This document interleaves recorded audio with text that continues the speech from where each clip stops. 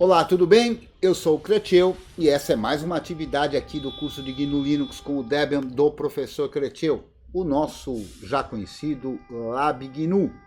Hoje é dia 14 de outubro, o pessoal lá fora está buzinando, de 2021, são 19 horas e mais um bocado, aqui no horário oficial brasileiro, e nós estamos mais uma vez aqui na nossa sala de videoconferência do Jitsi, o creteu.com.br/labgnu, e aí você é redirecionado para a instância mal amanhado do Jitsi, o software livre de videoconferência que a gente usa aqui toda terça-feira e toda quinta. Tá curtindo? Deixa aí o seu joinha, apoia esse projeto, apoia esse canal. E você pode fazer isso de várias formas, deixando o joinha, compartilhando. E se você quiser e puder, tem aí as formas de você fazer isso financeiramente também, caso você queira, possa e ache que a gente mereça, não é?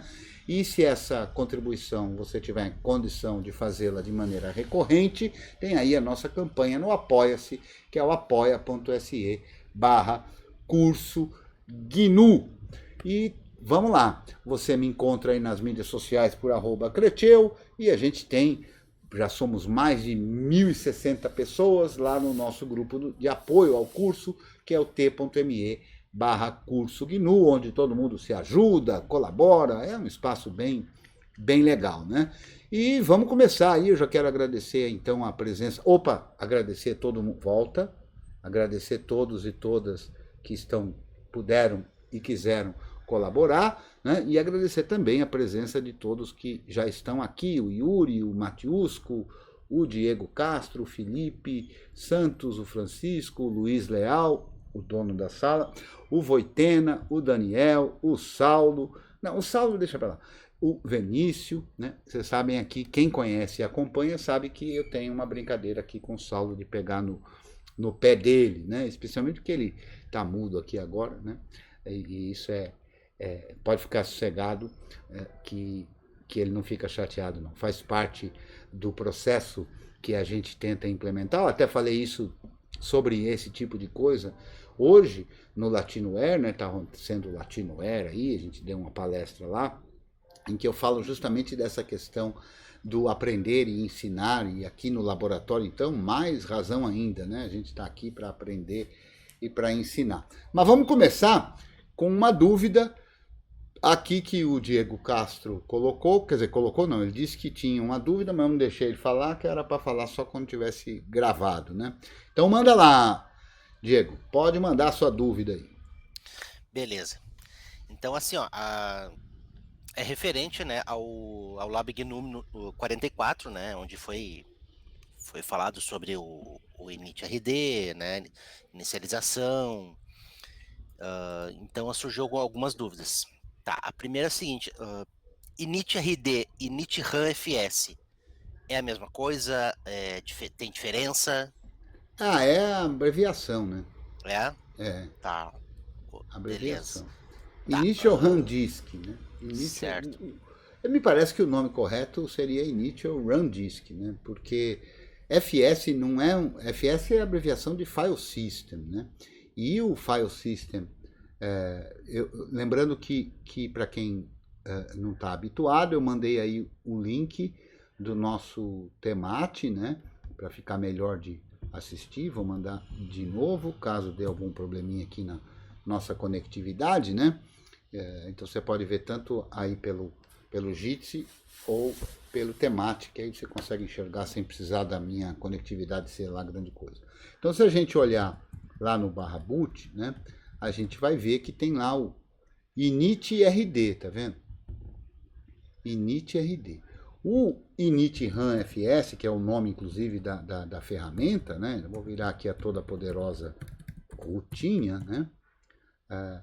E se a gente olhar, a ferramenta chama update init RAM fs. Mas, afinal de contas, é init rd ou é init RAM fs? E se eu olhar aqui, ó, init RAM fs underline ou hífen tools, né? Ferramentas do init RAM fs. Init RAM fs conf, né? Então me parece que há um certo, talvez por razões históricas, isso eu confesso que eu não sei, viu, Diego, mas a gente pode ver, inclusive, se a gente olhar lá no /boot, né, o nosso arquivo init.rd, né, se eu olhar aqui com o programa File, né, e usar init.rd, eu estou rodando aqui o GNU Linux Libre, né, na sua versão 5.14.12, atualizei hoje, a gente vai ver que o arquivo é um arquivo compactado no formato gzip, né? Eu até vou fazer uma cópia dele aqui, ó. Vou fazer uma cópia aqui, vou chamar de init.ram, init.ram.gz, só para a gente fazer aqui um gunzip, init.ram.gz, para a gente ter um arquivo descompactado. Então, se eu olhar aqui agora, ó, eu vou ver que o init.rd tinha 17 MB, né?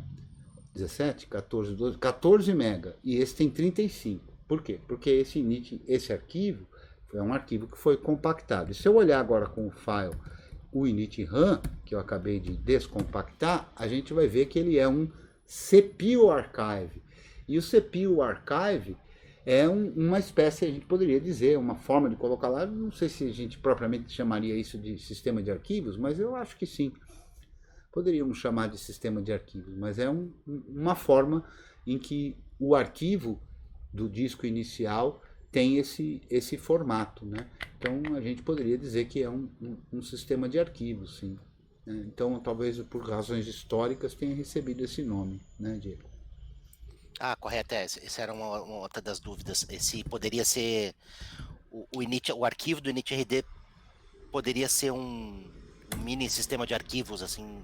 Mas de fato é. De fato é. Ele é um sistema de arquivos, né? Entendi. Inclusive, se você olhar aqui no etc init.ram fs tools, tem o init.ram fs cfg, conf, aliás, que a gente pode dizer, por exemplo, ó, que qual é o formato de compressão que a gente quer usar, né? O padrão é o gzip, mas pode ser usado outro. Tem aí essa possibilidade também. E é um sistema de arquivos, né? Se a gente inclusive olhar com o ls init.ram fs, o que ele faz? Ele lista o conteúdo do /boot, lista o conteúdo do sistema de arquivos que tem lá. A gente vê todos os arquivos que estão lá dentro, né? Quando a gente, num dos tutoriais aqui, acho que é o tutorial 15, que é o do GNUzinho, a gente constrói esse sistema de arquivos através da compilação e tudo mais, né? E depois constrói o sistema de arquivos com aquilo que a gente compilou e fica bem claro de entender o que está compondo, né? E é um disco, por isso que chama RAM Disk, né? É um disco virtual que, em condições normais, digamos assim, né, num boot normal, em que tem o Grub e tudo mais, esse disco ele é todo copiado para a memória, né? Então, no meu caso aqui, ó, que tem 14 MB, esses 14 MB são copiados para a memória, expandidos para os 37 MB que foram, para que o kernel, que também foi carregado pelo bootloader, possa montar esse disco para ali buscar os módulos que ele precisa para efetivamente ter acesso ao disco onde o sistema foi instalado, ou eventualmente até pegar o sistema via rede, né? Então é bem clara essa estrutura, né? Quando a gente usa um recurso relativamente recente do kernel chamado stub, né? Aí o processo é diferente, porque aí é o próprio kernel quem carrega o init.rd e não o bootloader, né? Um outro formato. Se a gente olhar aqui, ó, no cat/proc cmd-line, a gente vai ver que neste caso deste boot, o kernel foi carregado desse jeito. Se eu tivesse carregado por esse modo chamado stub, que até não carreguei, mas eu tenho ele aqui para carregar. Se vocês olharem aqui no meu /boot EFI, eu tenho uma cópia desse cara. Ops. CD.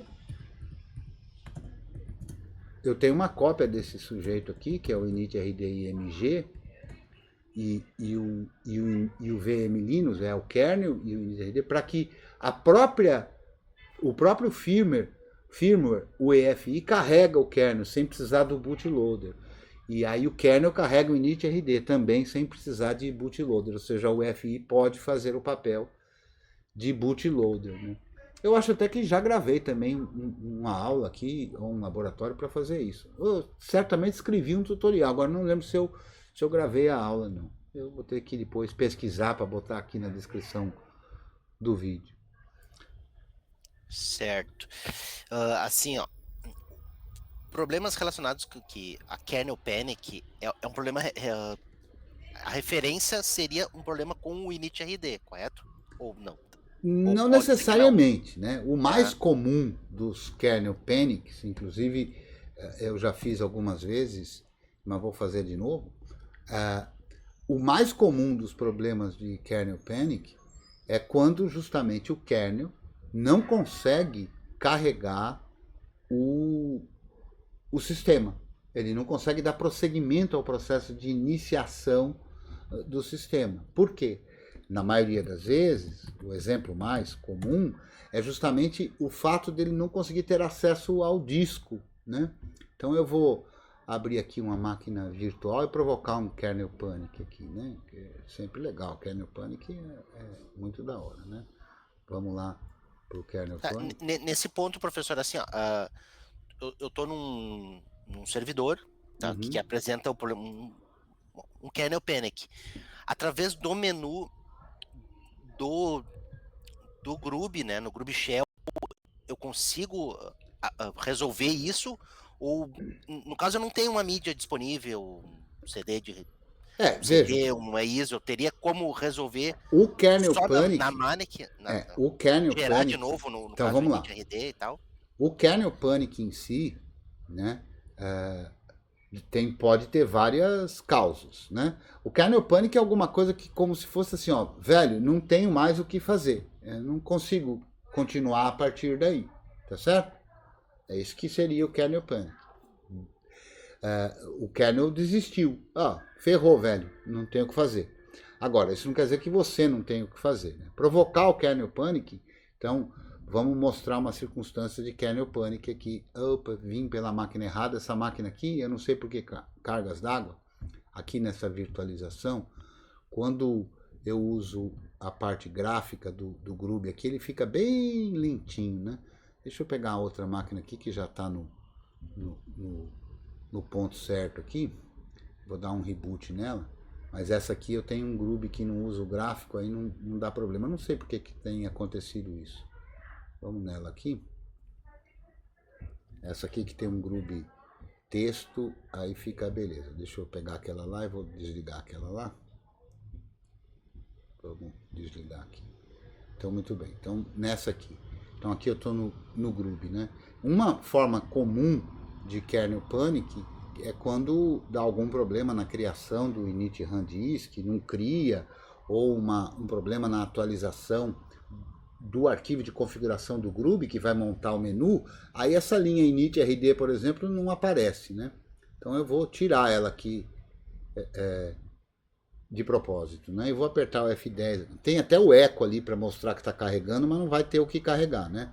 Então se eu apertar um F10 aqui, ó, para dar boot, a gente chega num kernel panic, né? E com a explicação. Kernel panic tá ali com a linha que tem 075910, né? Aparece lá, ó, kernel panic. Unable to mount root FS.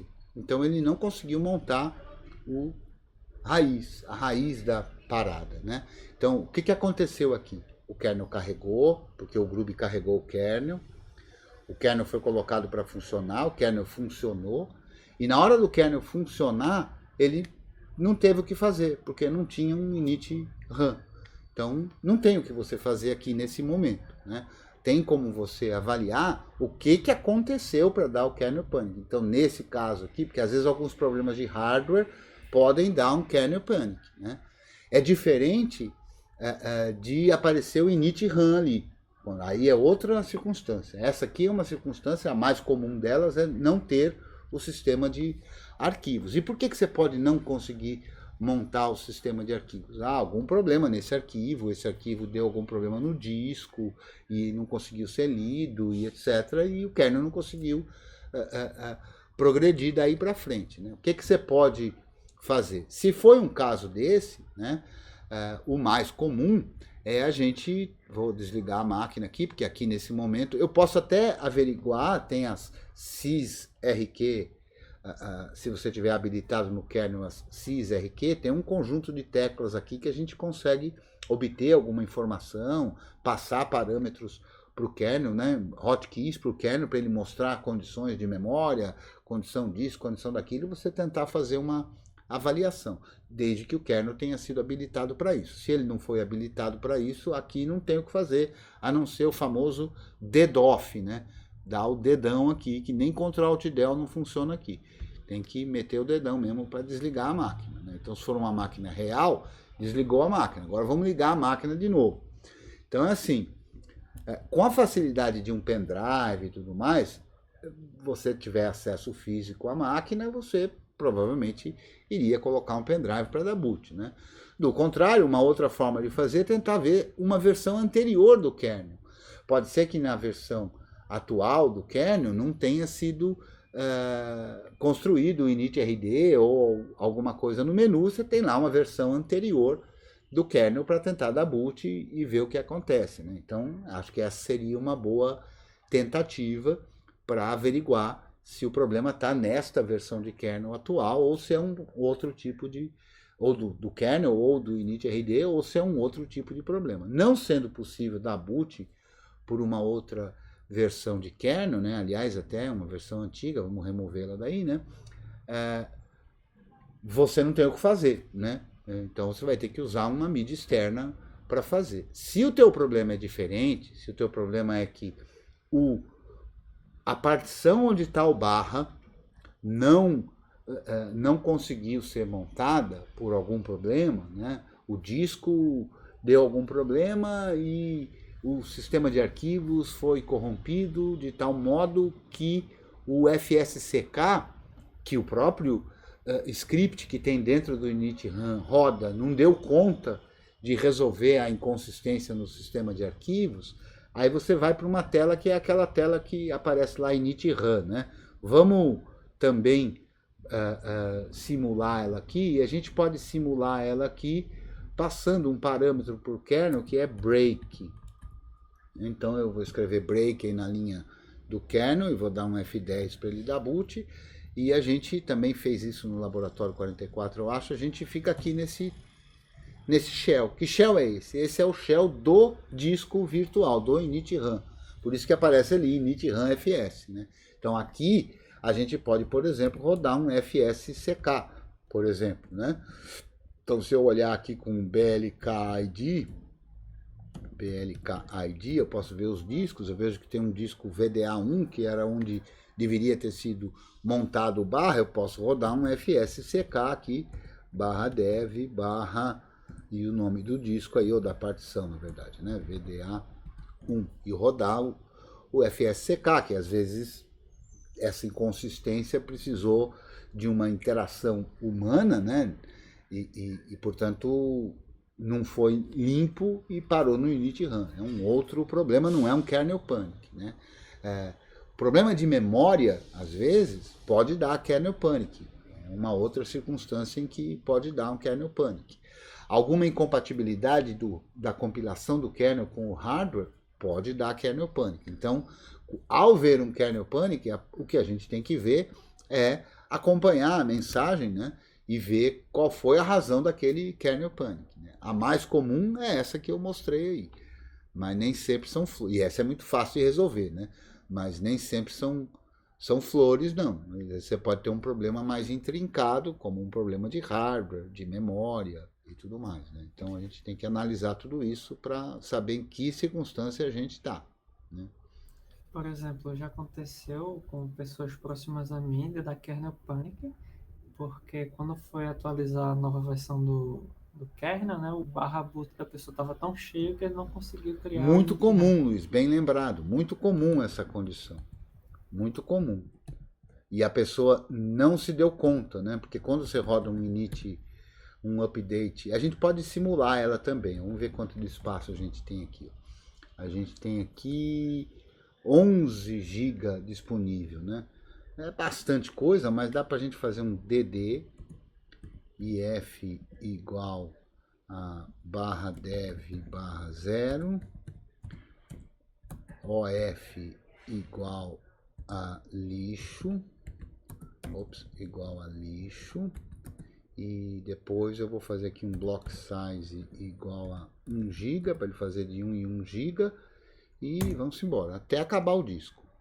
É isso que vai acontecer. Aliás, esse é um jeito de colocar um monte de zero em lugares que não estão sendo usados, mas que outrora foi usado, né? É um jeito de limpar umas coisas extras, né? Então, o que esse comando vai fazer? Vai pegar o dispositivo 0 e vai gravar de 1 GB em 1 GB num arquivo chamado lixo. Quando ele fizer isso 11 vezes, né, vai acabar o espaço do disco, vai aparecer uma mensagem de erro aí, disco lotado, né? Então é muito comum essa condição que o Luiz falou, né? O que acontece? Quando a gente instala um pacote novo de kernel, né? Ou às vezes até não quando instala, mas quando atualiza alguma coisa e tal, alguma ferramenta que vai no init-run, não precisa nem atualizar o kernel. Às vezes uma ferramenta que vai no init-run abre o script dessa atualização desta ferramenta, aciona um trigger, como é chamado, né? E vai ser necessário recriar o init-run, né? E aí você vê, quando está fazendo a atualização, que está rodando lá a atualização do init-run. Mas por falta de espaço não consegue criar o init-run, né? Vamos ver se a gente consegue simular isso aqui. No caso, assim, em laboratório, eu apaguei o init-rd e reboot na máquina. Aí, claro, não achou o disco inicial, Kernel né? Panic. Kernel Panic. Pelo menu do shell, ou alguma ferramenta, Que shell? talvez, pelo Groovy, eu consigo chegar... Não, mas é que tá, cara. O problema é que se você não tem o init-run, o kernel não dá conta de montar o teu disco. Não, sim, pois eu digo assim, eu indo no menu do Groovy, entrando no shell, eu não consigo ajustar, gerar um novo init-rd. Não consegue. Não? Ah, então tá. O shell do Groovy não tem ferramenta para isso. Eu precisaria das ferramentas que tá no disco, né? Você teria que de todo jeito ter um init-run de uma versão anterior de kernel, uma coisa do tipo, para você poder recriar o novo. Ó, acabou aqui, ó. Não tem espaço mais. Ó. df-h tem 0 espaço aí. Ó. Então tá lotado. Então se eu rodar um update init-run fs aqui, inclusive ó, -u, -ko, para ele fazer dos vários kernels, né? E isso vai rodar em várias atualizações. Então olha só, não conseguiu aí, tá vendo? É claro que quando você atualiza, você deve prestar atenção, né, no que acontece, né? E não simplesmente dar boot na máquina, né? Se a gente olhar aqui o /boot, a gente vai ver que ainda tem lá o init-run, tá vendo? Ele continua lá, ou seja, ele primeiro cria num local temporário, conforme a gente tá vendo aqui, né? Justamente para não melar o init-run que já existe, né? Mas se for um kernel novo, o pacote do kernel não traz o init-rd. Simplesmente não vai vir com ele, né? Vamos ver se eu remover aqui o init-rd, se ele vai dar conta de 14 nessa máquina aqui. Nesse caso de espaço ainda teria uma possibilidade de remover aquele percent que é guardado pro root, né? Então, tu ganha tu ganha 5%. Em algum caso, né? Mas que não é o caso desse aqui, inclusive, você tá vendo? Porque eu já rodei um comando que não tem esse percentual mais. Eita, então já era. Entendeu? Então aqui não tem jeito. Então aqui o que vai ter que fazer? Se você não tem uma... É que assim, normalmente você teria uma outra versão de kernel, mas vamos supor que você não tenha outra versão de kernel. Só tem uma e você... É que assim, ó, você está vendo que o script, eu que apaguei, né? Mas o script não apaga. Ele primeiro faz um temporário, né? E depois, quando dá certo, é que ele sobrescreve o anterior, né? É que às vezes tem outros casos, né? O mais comum é a pessoa não prestar atenção, né, numa instalação de uma versão nova de kernel, não prestou atenção, não conseguiu criar o init-RAM novo, mas apareceu lá no boot. Aí a pessoa escolhe aquela versão nova do kernel, não tem o init-rd, kernel panic. E aí ela fica em pânico, né? Então não fica em pânico, quem está em pânico é o kernel, né? Aí vamos lá, né? A situação não era nem comigo e eu que fiquei em pânico. Então. É que o primeiro kernel panic dá um certo pânico mesmo, né? Então eu vou apagar aqui aquele lixo, né? Tava no diretório aqui, vamos apagar o lixo. Hoje em dia com pendrive, hoje em dia com pendrive virtual é mais fácil, mas antigamente o cara fica nervoso. Fica nervoso, né? Apesar que físico ali. Apesar que tinha disquete de boot também, mas Sim, claro, agora é tudo muito mais simples, né?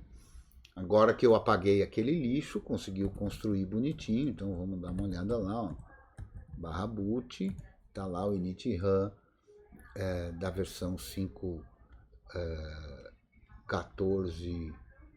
Mas cadê? 5.12. Sim, aqui não, vamos ver quem é que está instalado aqui. pkg-l, pipegrep, linux e m. Está instalado o 5.14.01, né? E está instalado o 5.14.02. O 5.14.01, cadê o init-RAM dele? Só tem o init-RAM do 5.14.01, não tem o init-RAM do 5.14.02. Ué, por quê? Porque quando eu coloquei um U aqui, só foi... Vamos lá no boot para entender isso aqui. Vamos lá e vamos olhar aqui, ó. A gente tem um init-RAM do 5.14.01, que é quem está rodando? Deixa eu ver. Não, está rodando 5.14.02. Não tem o init-RAM dele, porque eu apaguei, né? E quando eu apaguei, como eu coloquei para criar aqui o "-u", ele só vai criar do que existe, né? Então eu teria que colocar aqui um C de criar. Aí vai criar. Do 5.14.01 e do 5.14... Eu poderia ter colocado o nome dele também aí. Do 5.14.02, que essa é a diferença do "-u" ali para o "-c", né? O "-u" é de update, então ele só vai criar para aqueles que já tem um, né? Agora a gente vê que tem para os dois. Ó. Então se eu não prestasse atenção nisso, o próximo boot no 5.14.02 viria lá um kernel panic. E se eu tivesse feito isso aqui, ó, Linux image 5.14.01, apagado antes, né? Removido o pacote antes, a remoção do pacote remove também o init-rd, né? Então, se eu não tivesse prestado atenção nisso, né, eu teria um kernel panic aqui na minha frente, né? Agora foi embora o do 5.14.01. Né? Mas hoje em dia, com um pendrive de boot, né? Inclusive a gente tem aqui um vídeo ensinando a fazer um pendrive, né? Já da sua ferramenta, que eu diria que todo técnico tem que ter o seu, né? Eu tenho o meu aqui, né? Que é com as nossas ferramentas, o que a gente quer e tal, coisa, pá. Acho que é muito bom ter um para resolver essas broncas aí, né? Porque senão você fica meio que sem ter o que fazer. Ô, professor. Pois não. Tira uma dúvida. Não vou dizer uma dúvida, mas uma sugestão. Digamos que a gente tivesse com esse problema e o usuário estivesse distante. O que a gente poderia fazer para tentar corrigir um problema desse? Digamos assim, eu não estou no local, não tenho um pendrive lá para resolver. Vou tentar... Eu já fiz isso algumas vezes, né? Então é assim, eu sugiro que você... E nesse vídeo a que me referi, eu falo, que chama Debian no Pendrive, né? Eu faço o seguinte, cara. Eu mostro como é que a gente cria esse pendrive, mas eu vou fazendo a criação dele num arquivo, num disco virtual. Depois é que eu passo o disco virtual para o pendrive, né? Então, eu acho que você poderia fazer isso. Ao invés de você fazer uma instalação num pendrive, você poderia fazer num disco virtual. E prepara tudo bonitinho e depois manda para o pendrive. Ou se você já tem instalado no pendrive, faz um DD do pendrive, né? E cria um arquivo. E sobe esse arquivo para um servidor. Então, você imagina que uma pessoa um cliente que você ainda não tem, ou coisa e tal, ele baixa essa imagem num outro computador, Aí ele pega essa imagem, manda para um pendrive, usando as ferramentas que ele tiver disponível. Aí ele pega o pendrive e bota lá. Neste pendrive que você preparou, já vai subir um servidor SSH, né? Já vai ter um terminal lá para a pessoa que tiver ali para te dar um auxílio eventualmente, né? Eu tenho um aqui que ele dá boot, ele abre um ambiente gráfico já sem precisar de senha de usuário, já está rodando um servidor SSH, e na época, inclusive, eu usava um chat de IRC, e ele já abria uma sala de chat IRC, e aí eu estava sempre nessa sala, né? E aí, então, quando a pessoa que vai me ajudar nesse processo, já que eu não estou lá, ela já conseguiu conectividade de internet, já acessou uma sala de IRC, e eu já estou lá pronto para poder fazer alguma coisa. Com um temate da vida, por exemplo, bastaria a pessoa rodar lá um temate, ou você pode fazer um pendrive que já abre uma sala do temate, né? E aí você simplesmente chega lá e continua, faz o processo de troubleshooting lá, de solução do problema, né? Então, para isso também serve um pendrive desse, né? Faz num disco virtual, grava esse disco, manda esse disco virtual para algum lugar, para algum servidor, web, por exemplo, e aí pronto, a pessoa que vai te ajudar lá no remoto grava esse pendrive. Ou se for um cliente, né, prepara um pendrive e entrega para o cliente, né? Já fica lá numa gavetinha para uma circunstância dessa, né? Também pode ser, já tive isso também. Aliás, a criação desse pendrive, ela surgiu a ideia de uma demanda, né? Na época eu morava em Itatiba e aí o Henrique, que é meu cliente e virou também meu amigo, ou o contrário, não sei, mas o fato é que eu estava sem poder ir naquela semana para Campinas, onde fica a empresa dele, e ele me falou, poxa, quando é que você vem aqui para instalar um Debian numa máquina que eu coloquei aqui na minha sala de reunião? Eu estava sem possibilidade de ir para lá, aí eu tentei, para tentar atendê-lo o mais rápido possível, eu falei, você tem algum live CD aí? Ele falou, eu tenho. Então você consegue dar boot nesse live CD? Dou. Aí ele deu boot no live CD, aí eu dei os comandinhos para ele instalar o servidor SSH e etc. Mas quer dizer, depois disso eu falei, poxa, mas eu já devia ter isso pronto, né? Então eu fiz.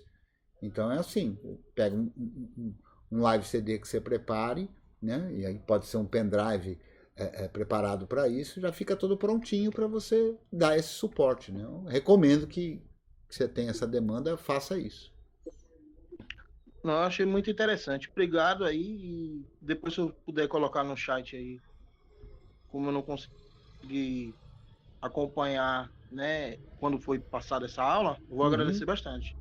Sim, tá lá no canal, mas obviamente eu vou colocar aqui na descrição do vídeo também. Ou se algum colaborador presente aqui na sala buscar lá e encontrar, Debian no pendrive, já manda aqui para todo mundo, eu já copio aqui para a galera.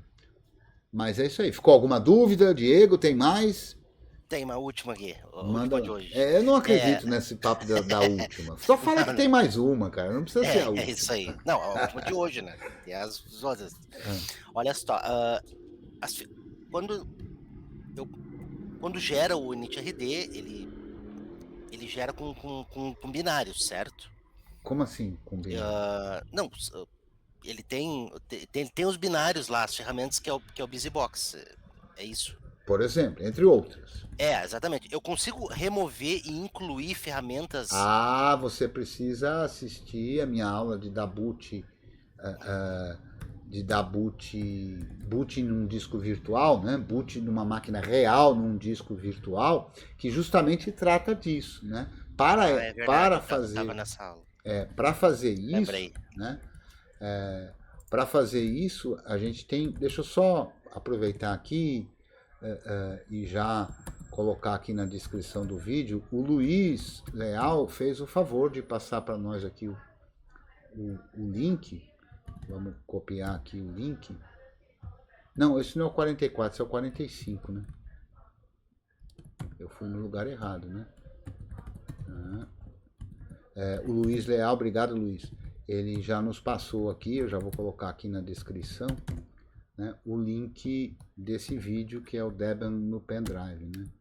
Quer dizer, não sei, eu não conferi, né? Vai ver um vídeo pornô aí, né? Depois eu vou conferir antes de publicar aqui. Então, olha só, se a gente observar lá naquele diretório, Diego, vamos lá, ó, vamos virar toda... Nem precisa. Vamos olhar aqui, ó, etc init run tools, né? A gente vê que tem aqui esses hooks e esses scripts, né? Nesses hooks a gente consegue colocar scripts, nos scripts e nos hooks outras coisas, né? E definir scripts que a gente quer que rode e modificar o comportamento do init-run fs, né? E a gente nesses hooks pode colocar também coisas que a gente queira, como outros binários e tudo mais. Neste exemplo deste tutorial, eu coloco um binário que é do kpart-x. Kpart-x, por quê? Porque quando para poder a gente dar boot num disco virtual, o disco virtual depois não consegue, o kernel não consegue montar esse disco virtual. Para ele poder fazer isso, eu preciso colocar um script dentro do init-run fs que faça isso, né? E para esse script do init-run fs funcionar, ele precisa encontrar o dispositivo e criar um dispositivo para cada uma das partições. E o LO Setup, ele faz isso. Mas o LO Setup que é embarcado no BusyBox não dá conta de fazer isso, né? Então eu optei por colocar o kpart-x para isso. Então o init-run fs que é criado, né? Então vou mostrar aqui no meu tutorial, tem lá no Salsa, né? Tutoriais lá no salsa.debian.org/creteu, tem os meus tutoriais, né? Então tem lá um projeto que chama tutoriais e esse projeto que chama tutoriais tem uma porção de arquivinhos, né? E eu acho que aqui é boot raw disk, que eu acho que é o nome, é isso mesmo, boot raw disk. Então olha só, numa das etapas lá, né, eu coloco crio um script que eu chamei de vdisk, e esse script muda o comportamento para poder dar conta de montar o disco virtual, rodando justamente esse programa chamado kpart-x, né? E para incluir o binário do kpart-x, olha só, a gente coloca também um script dentro desses hooks, né? E o que ele faz, esse script? Esse script simplesmente copia um executável, copy exec. Copia um executável que está em algum lugar, instalado na máquina, para um determinado diretório, né? Então, o que esse hook vai fazer? Esse hook, quando eu rodar um update init-run fs, esse hook, o script vai ler isso, vai rodar esse outro script copia um arquivo para dentro do init-run. A partir daí eu tenho um outro arquivo dentro do init-run, diferente do que eu teria sem esse hook, né? Beleza? Em mais detalhes eu explico lá no Beleza. Não, é verdade, eu tava nessa aula também quando... Ah, você estava nessa aula. Agora eu lembrei. Não, então com certeza estava. Como é que você esquece aqui diante de todo mundo, hein, Diego? É, Boa noite, Sid Clay. O Sid Clay parece que tinha um problema, umas dúvidas cabulosas que ele disse. Não foi você, Sid Clay, que falou que ia vir hoje com umas dúvidas cabulosas? Boa noite. Boa noite, Sid Clay. Pode mandar a dúvida cabulosa. Não sei se já acabamos aqui, Diego, o init-run ou ainda não? Não, é isso aí. Valeu, obrigadão. Maravilha. Qual é a sua dúvida cabulosa, Sid Clay? Ah, isso mesmo, Francisco. Ele assistiu a aula e a gente mudou os scripts lá porque deu um problema qualquer e aí chamamos um de agora vai, de agora foi. É isso aí, Francisco. Que legal que você viu.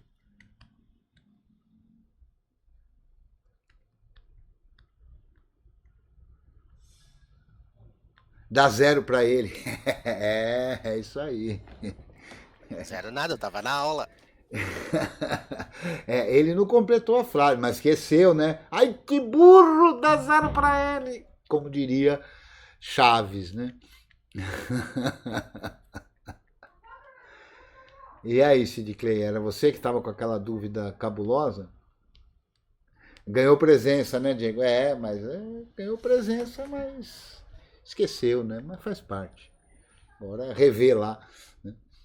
Refaz o script aí que tá tudo em ordem. Eu não sei se de Clay, se eu não puder falar ou não quiser anotar jamais, hein, Saulo? Opa, como não? Foi você, não foi, Sid Clay, que falou que tinha uma dúvida cabulosa? Eu acredito que o senhor confundiu, mestre. Desculpa, eu não consegui te entender. Eu acredito que o senhor confundiu com a dúvida de alguém, não? Não sei, pode ser, achei que fosse sua, mas não tem problema. Não. Mas se tiver qualquer dúvida, cabulosa ou não, estamos aqui. Veja que eu sempre assumo o compromisso aqui que a gente responde todas as perguntas, né? Porque uma das respostas possíveis é não sei, né? Então quem é que tem mais laboratórios a fazer aí? Dúvidas e desafios? Laboratório. Experimentos. Tem aí, Luiz? Tem. Eita, ferrou, né? Fala aí. Chave GPG. Criar uma chave, publicar a chave e assinar um arquivo qualquer com essa chave. Putz, é verdade, né, Luiz? Eu já prometi para você, acho que algumas vezes, mas você me lembra sempre na aula ao vivo, né? Eu gostaria, eu vou abrir de lona contigo de novo, cara. Pega no meu pé, me lembra, pra gente fazer isso. Não, eu vou pegar na orelha, igual você faz com o Saulo. Ah, tá certo. Puxa minha orelha, então. Então vamos fazer assim. Vamos combinar, então, um dia e horário pra gente gravar um laboratório só pra isso. Pra não ficar no meio do Lab GNU normal, entendeu? Pra gente gravar um laboratório só para isso. Por quê? Porque aí eu faço um preâmbulo explicando o que é chaves criptográficas e tal. Tem um laboratório aqui, que depois até eu recortei, se não me engano, que eu falo alguma coisa desse tipo. A gente até criou a chave, eu acho, Luiz. A gente assinou um arquivo e tudo mais. Não lembro se a gente publicou a chave, mas vamos fazer isso. Mesmo que eu já tenha feito, não tem problema, faço de novo. Aí você faz junto comigo, tá certo? Pode ser? Pode ser. Então vamos marcar. Se quiser, a gente pode marcar, sei lá, aí. Não sei se hoje eu já estou meio cansadão, mas vamos marcar. E pega na minha orelha aí, puxa a minha orelha. No Hackspace. Pronto. Eu não vou poder amanhã. Eu estou com um compromisso aí às sextas-feiras. Eu não vou poder de novo nos Hackerspaces da comunidade DebXP, não, que é sexta-feira às 20 horas, né? Mas vamos ver aí no final de semana, ou quem sabe amanhã mais cedo. Bom, você está nos estágios aí, né? Mas vamos para a gente fazer, para eu poder fazer aí um preparo disso e servir aí como um conteúdo bem focado, né? Não misturado com todos os outros, né? Tudo bem? Professor, eu acho que era eu que estava com aquela dúvida cabeluda. Ah, então manda aí. Então, professor, o Debian me enganou todo esse tempo da minha vida, entendeu? Ele me enganou e me iludiu, sabe? Achando que eu estava utilizando lá as ferramentas lá, achando que elas eram livres, que isso, aquilo, e quando eu vou ver, putz, elas têm a licença privada. Essa foi a sua dúvida, né? Isso. Mas aí você expressou a dúvida como uma afirmação, né? Isso, assim, na verdade também era uma provocação, entendeu? Então tá certo. Até porque... porque aqui, nego, vier falar mal do Debian aqui, leva a pancada. Peraí, como é que bane o cara aqui? Peraí, banir... Não, eu sou moderador. Não, te dei poder também de moderador. Ixi, ele tá de moderador, eu não vou poder banir você. Isso é fácil de resolver, só colocar o IP dele no blacklist. O dono da sala tá presente, cara. Mas vamos lá. Na verdade, era porque... Bem, eu tinha visto em si, através da lojinha lá mesmo do GNOME, né? Estava olhando lá alguns programas lá que estavam instalados e uma das abas era relacionada a codecs. Eu vi lá alguns codecs lá instalados. Eu nunca digitei para instalar aqueles codecs. Então você consegue compartilhar a sua tela, Yuri? Consigo. Consegue mostrar isso para nós? Que aí a gente já mata a pau aqui, né? Consigo. E vou aproveitar o Sid Clay. Eu consegui sim, cara. empacotar o Gnome Desktop Network Displays, mas quem está tratando disso é o meu amigo Leandro, né? Eu consegui, ele parece que ainda não conseguiu, está tendo algum problema lá, porque faz parte aí de aprender a fazer os empacotamentos e tal, né? Mas não sou eu que vou colocar isso no Debian, não. Quem vai colocar isso no Debian é o Leandro. A gente fez até um desafio para ele aí, ele vai colocar isso no Debian.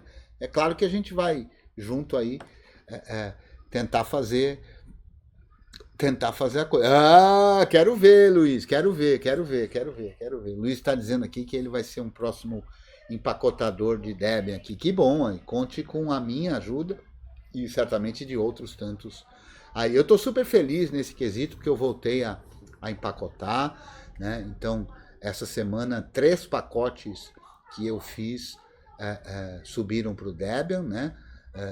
Pacotes que eu já cuidava, inclusive, que foi o Rose, que foi o Brute Force Looks e o NetHogs, né? Então, esses 3 pacotes já foram devidamente encaminhados para o Debian, aprovados pelo terceiro, pelo o caso do Rose e pelo Samuel, no caso do NetHogs e do Brute Force Looks, a quem agradeço aí a ajuda e a assinatura aí do pacote, né? Que, na verdade, pacote que eu poderia subir antes, mas eu fiquei sem subir um bocado de tempo pacote para o Debian e eu perdi a condição de Debian Maintainer, né? Então eu vou ter que participar de novo aí do projeto, dizer outra vez que eu quero ser Debian Maintainer e tudo mais. Mas enfim, os pacotes estão aí e em breve, né, vai ser aprovado também o Stream Deck, a biblioteca Python para o Stream Deck, né? É o gato Stream Deck que a gente fez, também já foi aprovado, aí vai logo para a fila new, logo tá no Debian. Né? O Sid Clay está dizendo que tem um desafio, que bom, Sid Clay, legal. Mas vamos ver aqui primeiro essa questão aqui do Yuri, né? Que eu acho que é bem importante, né? E manda aí, Yuri, você consegue compartilhar a sua tela aí? Já estou compartilhando já a tela. Já está compartilhando sua tela. Então abre lá o que você está falando. Ah, beleza. Então deixa eu só botar aqui Deixa eu desligar aqui o negócio da virtualização, que a gente não vai precisar dela agora. E vamos economizar aqui. Né? E vamos lá para o full screen. Ainda não está rodando para mudar para o full screen sem aparecer essa tela aí de infinito, né? Que aguentar um já é triste. Todos esses aqui que estão aparecendo é pior ainda, né? Então vamos lá, estou vendo aqui a tua tela. Deixa eu aprimorar aqui para não expor ninguém. E pronto, estamos aqui na tua tela. E você está aí... Que programa é esse, Yuri? Conta para nós. Esse é o programa de lojas mesmo do Gnome. Chama Gnome Software, não é isso? Ou não? Isso, Gnome Software. Então tá. Então fala aí a sua demanda. Você está aí com o Gnome Software. Isso, né? Aí eu vim aqui em complementos, beleza? E aqui, deixa eu só fechar aqui ele rapidinho. Beleza, show de bola. Maravilha. Vem aqui em complementos, né? E aqui ele me dá alguns programas que já está instalado como complementos, que são alguns codecs, drive de hardware, fonte de entrada e por aí vai. Uhum. E nisso, aqui nesses codecs, né? Uhum. Eu peguei, sei lá, eu achei interessante algum deles aqui, né? Tava vendo, codec de quê, né? E cliquei, sei lá, em qualquer um deles aqui. Deixa eu ver esse daqui, que é o que eu tinha clicado antes. E ele me dá, né, o nome, meio que um sumáriozinho, né, Uhum. e uma descrição sobre aquela biblioteca, aquele pacote, enfim. Certo. E aí, quando eu vou olhar aqui embaixo, fonte, Bookworm main, né, só que a licença privativa. Aí eu, caraca, privativa? Tá na main esse cara? Não é possível. E aí eu fui, acessei através do terminal, dei um show naquele pacote, lá encontrei ele pelo terminal lá, Uhum. e eu vi que ele estava realmente na main, né? E aí eu fiquei na dúvida, putz, caraca, será que, né, tem alguma coisa bugada? Claro, né? Mas será que tem alguma coisa bugada na interface do GNOME em si, que ele vai me colocar ali como licença privativa? Porque... É clicável esse botão aí, Yuri? Ele é clicável, só que ele me direciona para um... Se eu clicar em mais informações, ele me direciona para uma mas página tem lá do escrito Wikipedia. programa privativo. Isso significa que o programa é propriedade de um indivíduo ou uma empresa, com frequência há restrições a seu uso e seu código-fonte geralmente não pode ser acessado. Isso. E aí, se eu clico, ele me direciona para uma página da Wiki, né? Explicando lá o que é código privativo, proprietário e tudo mais.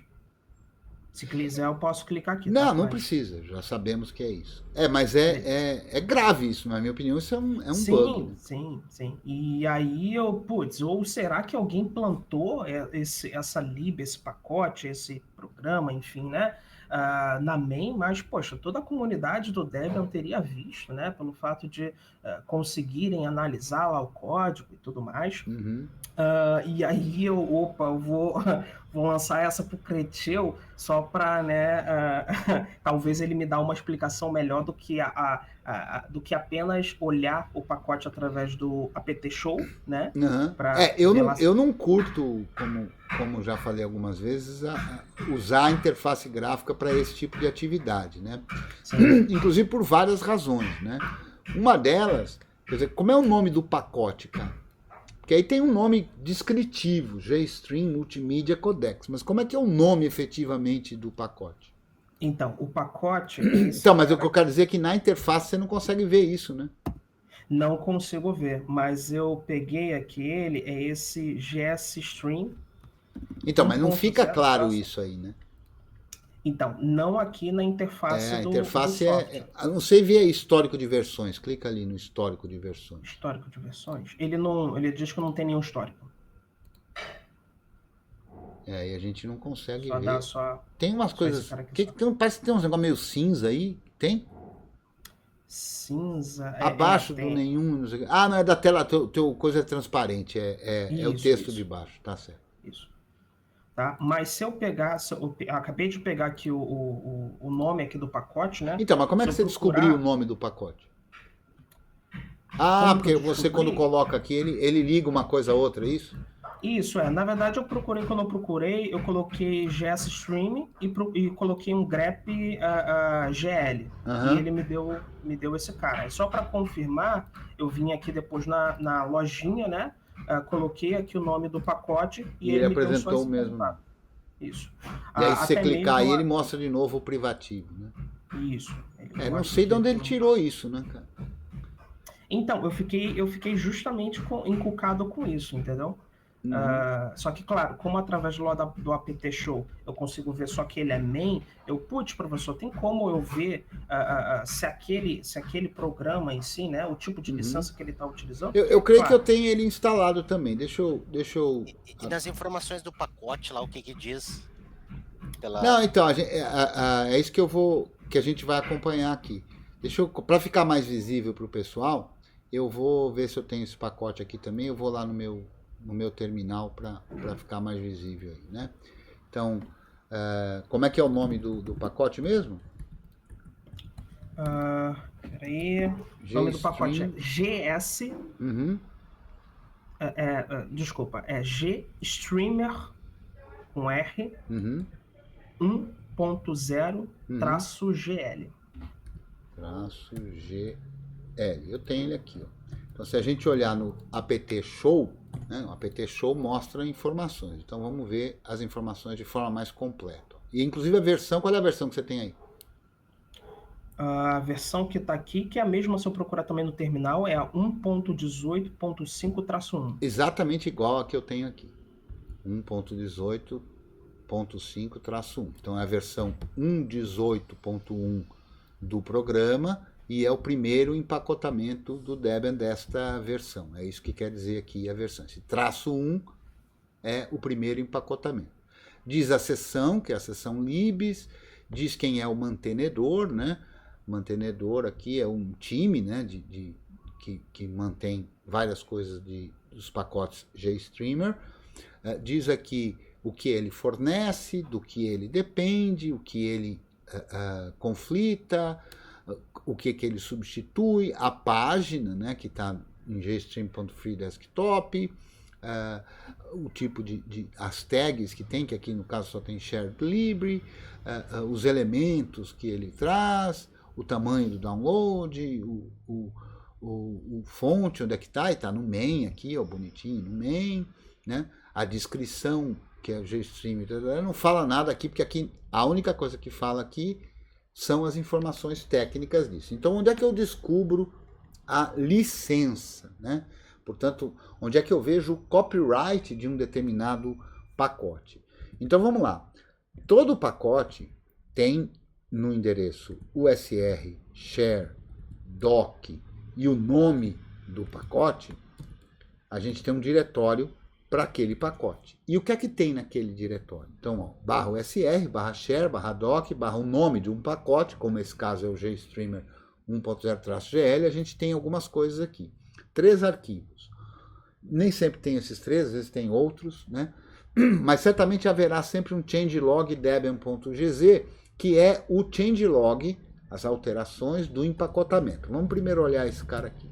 changelog.debian.gz. O VI dá conta de descompactar e abrir, tá? É um arquivo compactado, mas o VI dá conta de descompactar e abrir. Então a gente vê o changelog do Debian. Então a gente vê a versão e o que tem nessa versão. Essa versão foi enviada no dia 13 de setembro pelo Sebastian Droog e ela apenas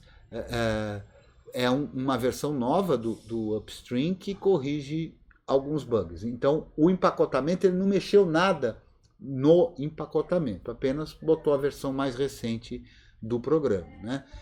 A versão anterior era a 18.4, então tem aqui todo o histórico, né? Quando é que esse pacote entrou no Debian? Esse pacote entrou no Debian no dia 15 de janeiro, foi até o final do arquivo, né? A versão inicial foi a versão 0.1.0, o primeiro empacotamento do dia 15 de janeiro de 2001, pelo David Lane, né? Muito bem, aqui são as informações, então, das alterações do changelog do Debian. A gente consegue também ver aqui o changelog, nem sempre tem esse cara, alguns upstreams, alguns desenvolvedores não fornecem mais esse arquivo, às vezes está em outro local, que é o changelog do programa. Então tem aqui as modificações que foram feitas em cada uma das versões do programa, né? Então tem aqui a versão 1.18.5, tem aqui as informações e tal, o que mudou nesse arquivo, no outro, e assim por diante. E a gente tem um arquivo que para esse nosso caso de agora é muito importante, que é um arquivo chamado copyright, né? Então, dentro de USR, e esse arquivo está sempre aí, não tem um pacote no Debian que não tenha um arquivo de copyright, né? Tá aí, USR, share doc, o nome do pacote, e o arquivo é o copyright. O que é que tem nesse arquivo? Nesse arquivo tem o copyright daquele programa, né? Os copyrights, né? Porque num programa, num pacote, vai ter, eventualmente, arquivos que estão sob uma determinada licença, que tem um determinado copyright, ou seja, dizendo não só a licença, mas o autor ou autores, né, os donos daquele código e a licença sobre a qual ele é disponibilizado. E aí a gente consegue ver, e a gente vai conseguir ver para a última linha, esse arquivo tem 1120 linhas, quer dizer, tem uma porção de informações sobre licenciamento. Então a gente vai ver o formato típico deste arquivo, né, que segue um formato normatizado no Debian, que é o Copyright Format na versão 1.0, né? Ele mostra algumas coisas, e essas algumas coisas são os arquivos. Então a gente vai ver que os arquivos que estão, esses arquivos que estão descritos aqui, ó, ext, alça, gst-alça.c, esses outros todos aqui, são arquivos que estão licenciados, tem copyright desde 2005 no Tim Philip Miller, de 2005 a 2006 também ele, 2006 também ele, 2007, etc., licenciado sob a licença LGPL-2 ou superior. Já esses outros arquivos aqui têm o copyright do Eric e também estão licenciados sob a licença LGPL2 ou superior. Todas duas licenças de software livre. Esses outros arquivos aqui, com o copyright de 2003 do Ronald, também licenciado por essa licença, e assim por diante, né? Cada conjunto de arquivos, né, e suas respectivas licenças. Então você vê que tem aí vários colaboradores, inclusive com mais de uma licença. Ó, esses outros arquivos aqui estão sob a licença MIT X11 BSD-like e também sobre a LGPL. Tem duplo licenciamento esse conjunto de arquivos, né? Esse outro aqui também, a maioria dele parece que é LGPL2, né? Mas tem copyrights diferentes, ou seja, autores diferentes. E aí a gente vai vendo aqui, ó, tem um bocado de licença, todas elas livres, né? A gente vai usar um macete aqui daqui a pouco para ver isso de uma forma mais clara, né? Mas tem aqui vários copyrights com várias licenças, né? E o arquivo é grande, mas eu quero chegar aqui a uma parte que diz Debian, para a gente ver. Ops, de novo aqui, Debian. Tem muito Debian aqui, deixa eu procurar aqui por... Ué, engraçado, não tem isso aqui? Que tem uma seção, deixa eu ver aqui lá no final, tem uma seção que diz respeito ao empacotamento. E engraçado aqui não está, para saber a licença do empacotamento, né? Então também tem, deixa eu olhar de um outro programa aqui, ó. Eu vou olhar aqui o SR, Share, Doc, vamos olhar de um programa que é o Rose. Ops, vamos olhar o arquivo copyright, a gente vai ver que o copyright é do Álvaro Justin, amigo meu, fala Turicas, licenciado sob a licença LGPL-3 ou superior, e o empacotamento, é isso que eu estava procurando, os arquivos que estão dentro do empacotamento, ou seja, quem empacota cria a forma de empacotar e também licencia. Eu aqui licenciei sobre a GPL3, fui eu que fiz esse empacotamento. Como eu usei no empacotamento um gerador de manpages, cujo copyright é do João Heriberto Mota Filho, está lá a recomendação, a descrição do copyright e tal, e a licença que foi utilizada, né? Então a gente pode ver isso e acompanha, inclusive, neste arquivo tem o texto das licenças que esse pacote usa. Olhando de novo lá o SR Share, o SR Share Doc GStreamer GL, vamos olhar lá de novo, vamos fazer aqui um grep por "-i", por license, assim, né, no copyright. E aí a gente pode acompanhar tudo, dá um pipe less aqui para acompanhar todas as licenças, ó. Então essa foi uma forma rápida de ver todas as licenças, ó, LGPL2, vamos fazer aqui diferente, vamos fazer aqui pipe sort "-u", para ver só as opções inéditas aí, né? Então, como eu procurei pela palavra license, tem aqui o texto das licenças, também aparece um trecho aqui, o nome de arquivos que tem a palavra license no meio, mas se eu pesquisar aqui mais bonitinho, agora que eu vi como é que é, ó, vamos pesquisar aqui por license, né? A gente só vai ver as licenças mesmos e ainda com 2 pontos aqui, ó, a gente só vai ver as licenças. Então, vamos lá, ó.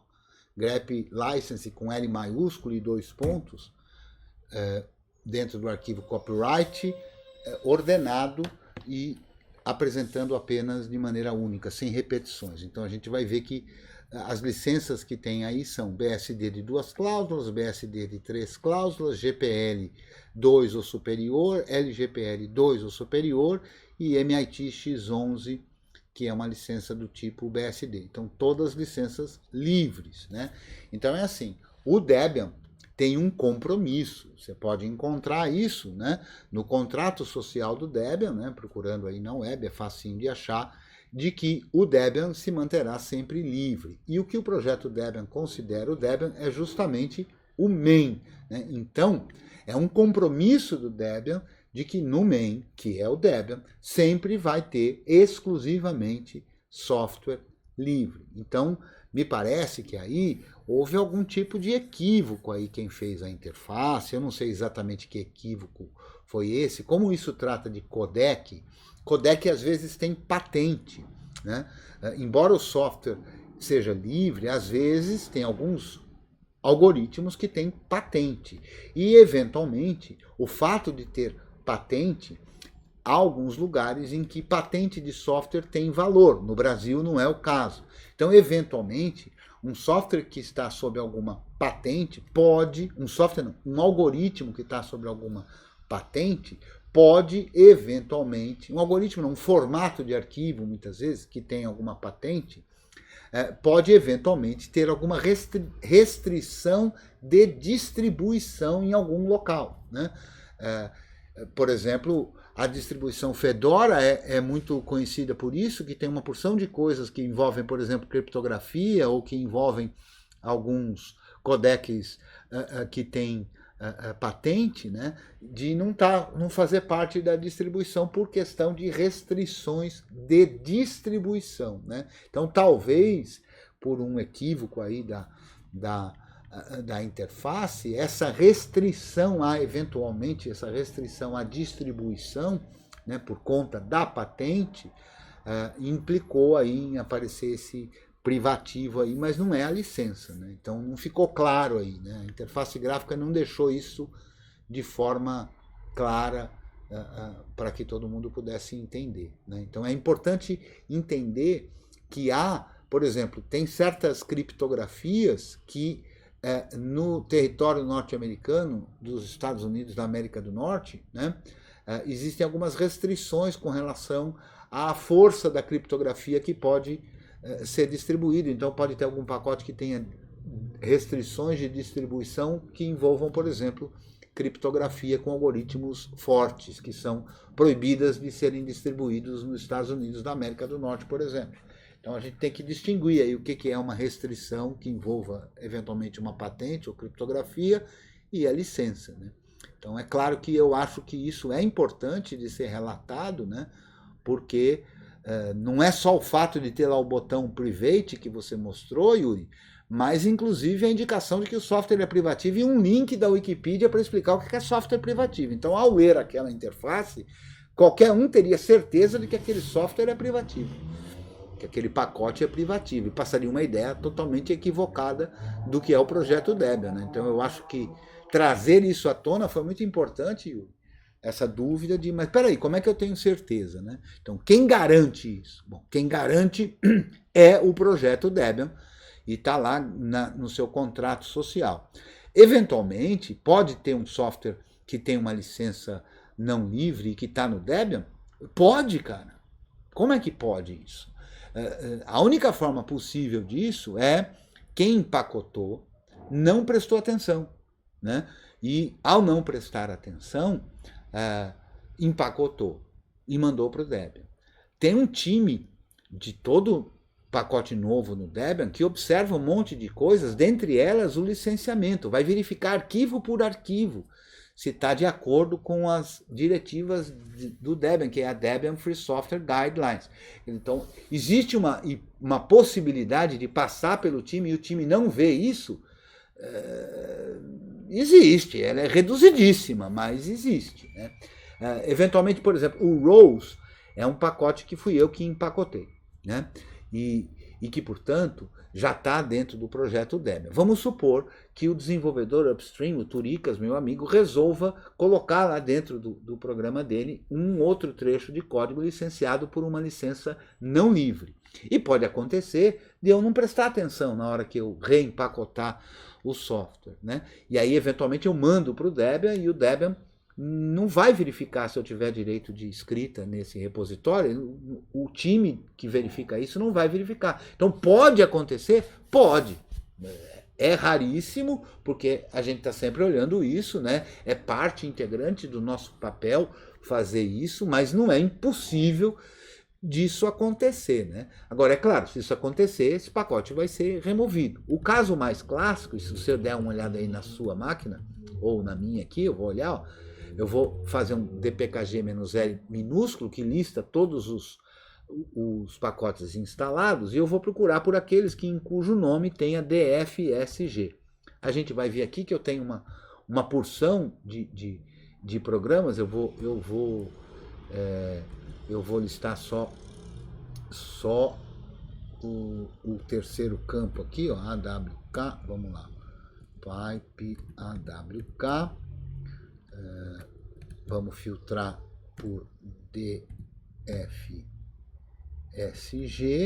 né? E eu vou mostrar apenas o terceiro campo, né? Então vamos mostrar apenas o terceiro campo, 23.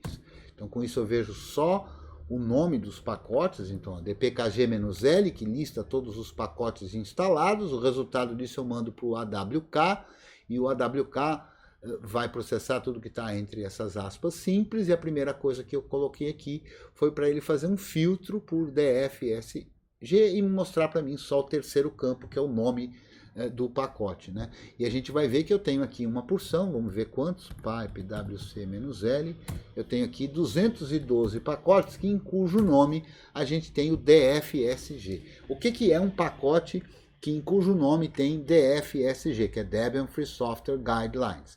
O que é isso? É que o pacote original, né, o programa original, tinha alguma coisa, algum conteúdo, algum código, alguma imagem, algum texto, alguma coisa que não está em acordo com a Debian Free Software Guidelines. Por exemplo, um software não livre, né? Um trecho de código não auditado e não livre. Ainda assim, a gente consegue empacotar isso, removendo essa parte não livre, e quando a gente faz isso, a gente usa no nome do pacote o DFSG. Então, todo pacote que você tiver instalado aí, em cujo nome tiver DFSG, é um pacote que teve alguma coisa removida do original, do upstream, porque não estava em acordo com a Debian Free Software Guidelines.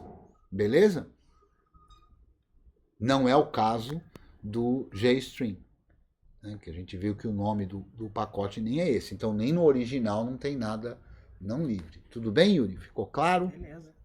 Na verdade, a provocação em si, né, tinha sido feita até porque eu nunca tinha visto que dentro de cada pacote, lib, enfim, existia lá o documento copyright para você poder estar verificando. Perfeito. Eu achei interessante estar colocando essa dúvida justamente para... Não, essa dúvida é ótima, me dá inclusive uma porção de oportunidades para a gente sanar diversas dúvidas aí. A sua dúvida sempre é bem-vinda, cara. Dúvida nunca pode ser não bem-vinda, né? Especialmente num espaço em que a gente preza pela aprendizagem e pela construção do conhecimento. Agora, eu acho, a meu ver, cabe, e acho que você deveria fazer isso, né? Então, já que você está interessado nisso, aproveita e colabora com o projeto Debian. Pega aí o report bug, né? Instala o report bug, caso você não tenha instalado, e faz o e-mail e manda um bug, né, para o Debian. Não vai ser contra esse pacote, né, contra o JStream 1.0, porque você sabe que o problema não está aí, né? O problema está na lojinha, né? Então, da onde a lojinha... Eu até fiquei na dúvida se nas outras interfaces, que também tem as lojinhas, se também mostra a mesma coisa. É uma dúvida que eu não vou poder sanar neste momento aqui. Posso sim. Vamos fazer um teste aqui numa máquina virtual, né? Eu não tenho nenhuma lojinha aqui, eu não gosto de lojinha, né? O meu negócio é aqui no terminal mesmo, né? Eu não uso interface gráfica para fazer tarefas administrativas, né?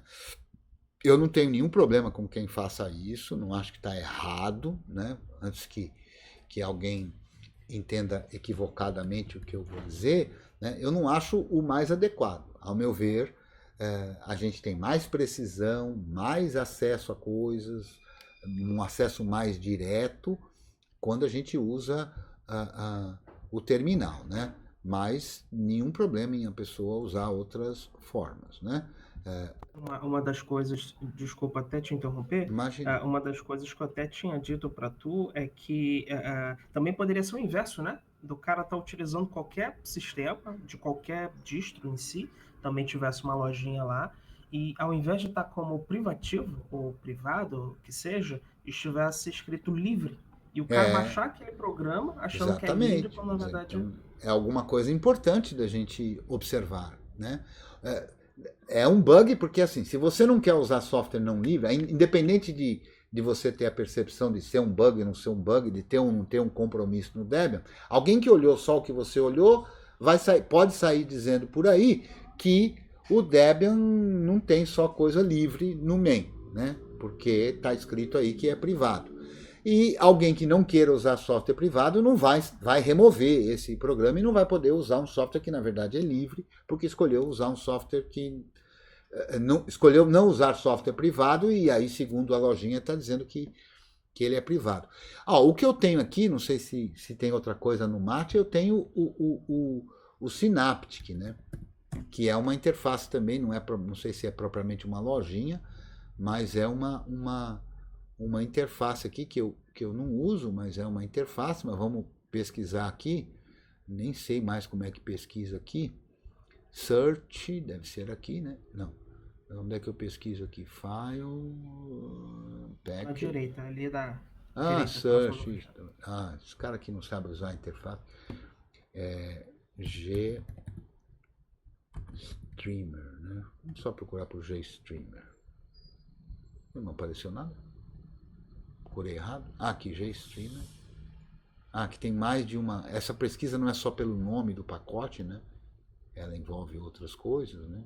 Então, todo mundo que tem alguma relação com o GStreamer aqui, mas vamos achar aqui, o GStreamer, GStreamer GL, tá aqui, tá instalado, mostra ali, se eu clicar aqui, mostra aqui, é isso, é aquilo, aqui essa informação vem da própria descrição, né, do coisa, tem o get change log também, tem a home page, mas não tem a licença aqui também. Não sei se no properties, opcional, libraries, dependências, arquivos instalados, versões, o que mais que temos aqui? Descrição.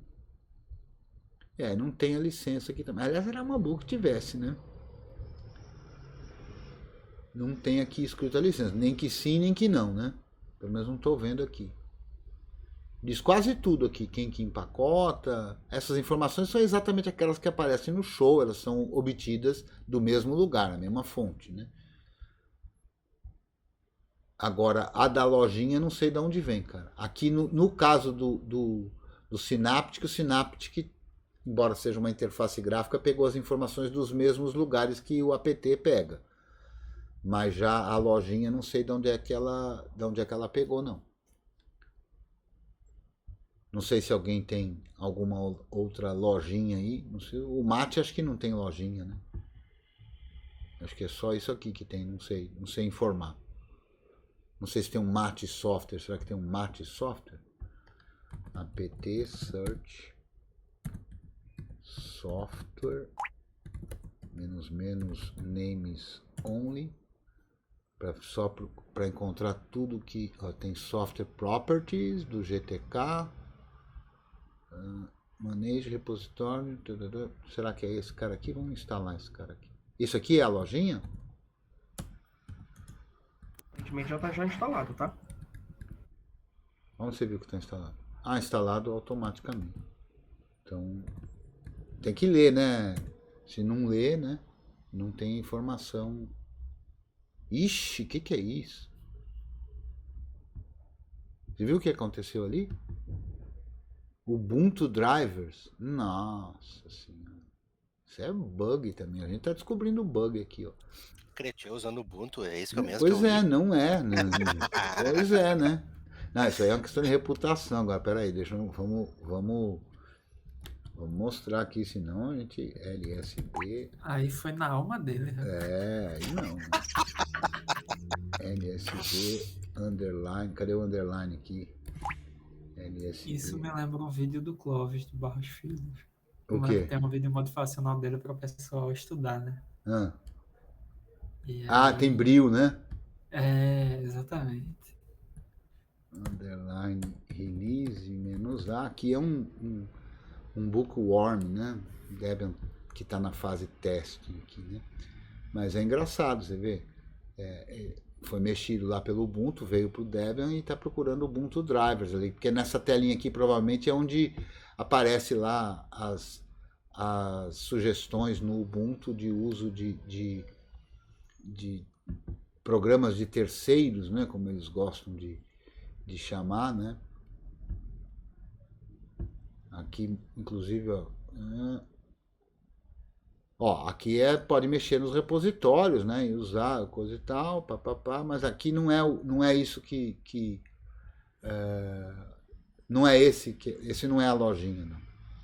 Esse Software Properties GTK aí é outra coisa, né? Vamos ver aqui com Pipeless. Deixa eu mudar o teclado aqui. 7XKB. Eu não troquei ainda. O teclado agora do notebook é brasileiro, né? E aqui era japonês, né? Então eu não troquei o default aqui. Vamos olhar aqui. O que eu ia olhar? Esqueci o que eu ia olhar.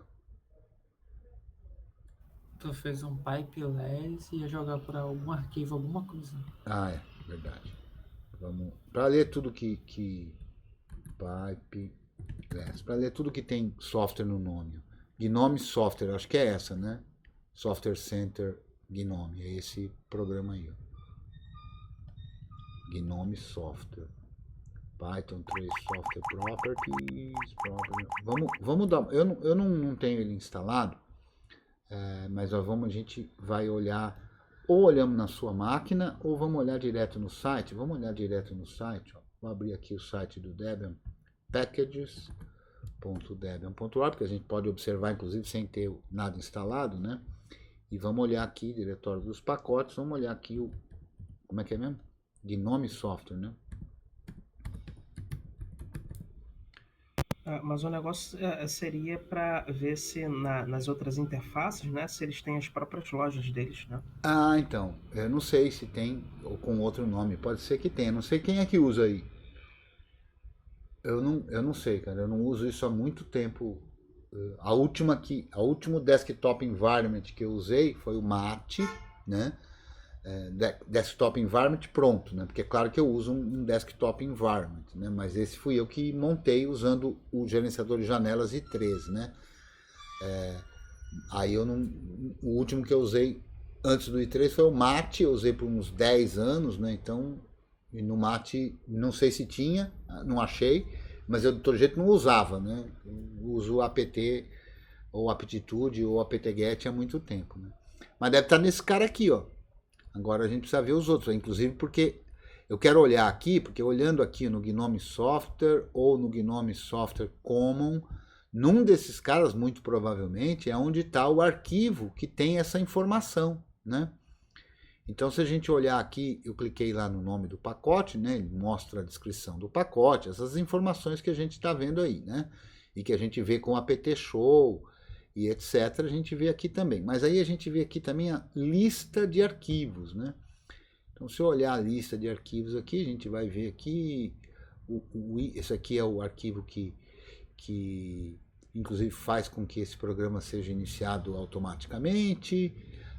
Aqui está o binário dele, aqui está uma porção de bibliotecas que ele precisa, aqui outra coisa que é um outro íconezinho, change log, não sei se é aqui, ó, pode ser que seja, não é aqui, não sei se é esse, pode não ser nesse pacote, pode ser nesse outro que eu já abri aqui também, que é o common. Vamos olhar os arquivos que vem aí, os SVG, feature, Gnome Software Copyright, será que, não, isso aqui é aquele arquivo lá, é o copyright do software Gnome Software, mas eu não sei de onde é que vem, tem que procurar aqui com mais calma, né? Mas num desses arquivos aqui deve estar esse cara, né? App-info, será que é esse cara aqui? Não sei. Dá uma olhada nesse arquivo aí, esse aqui que está com ele instalado, para a gente ver o que tem nesse sujeito. Para a gente ver contra que pacote que eu considero isso um bug. Na parte aqui do texto aqui para eu poder copiar. Pode ser que tenha esse pode ser esse também, né? Deixa eu mandar aqui para você copiar mais facilmente. Você prefere aqui no temate? Vamos aqui, ó.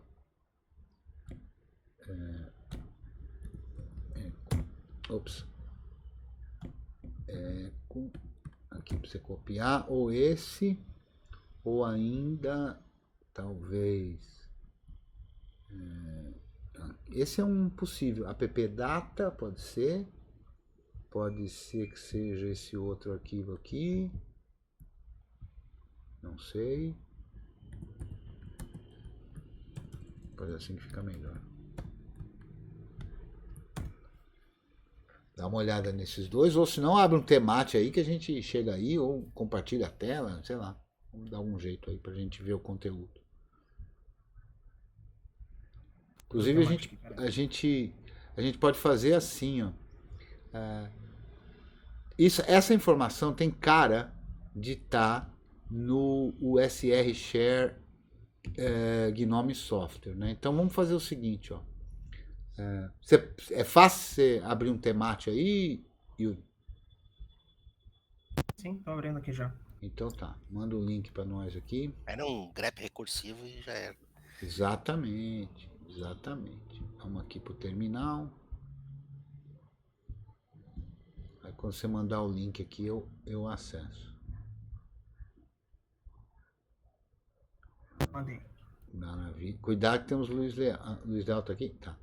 O Luiz tem uma fama de fazer umas brincadeiras aí, mas é só fama.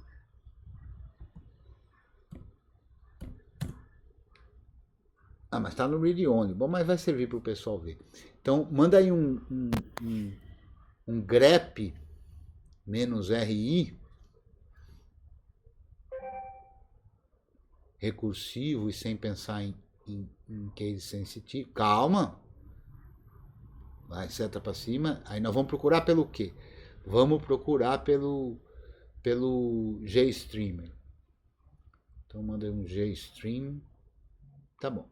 E vamos procurar lá dentro do USR Share, então espaço, barra USR Share Gnome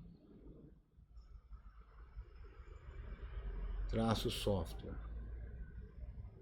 Que eu estou imaginando que seja aí. E manda um enter aí.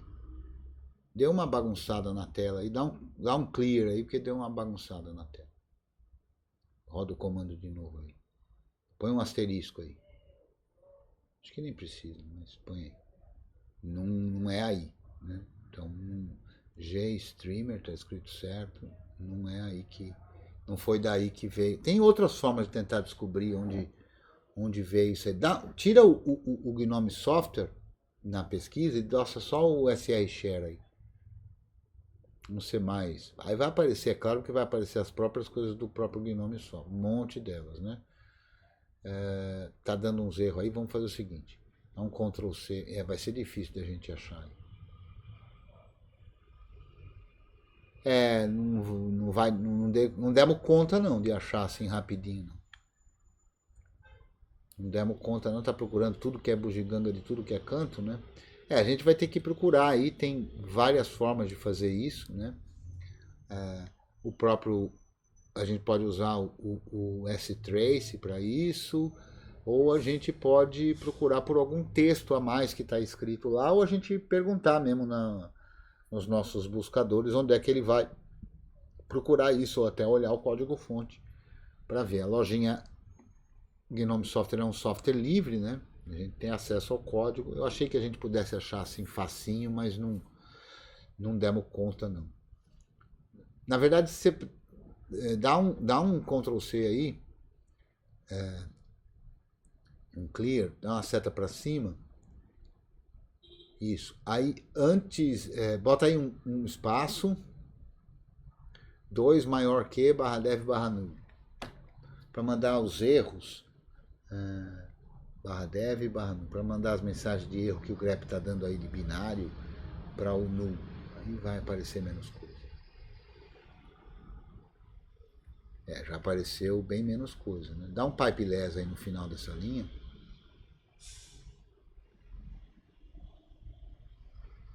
Não precisa desses espaços aí não, tá? Pode pôr, fica mais legível, mas não precisa deles não.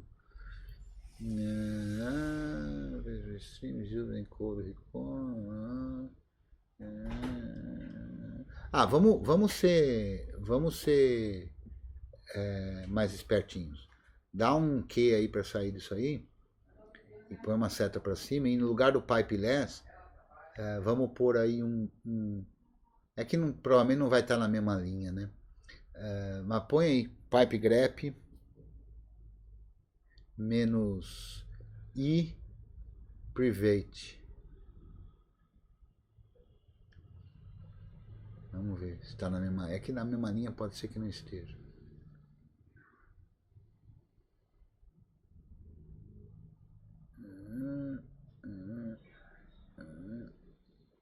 Não, aí tem Media Player, Private, GS Streamer, não é nada disso. Vai.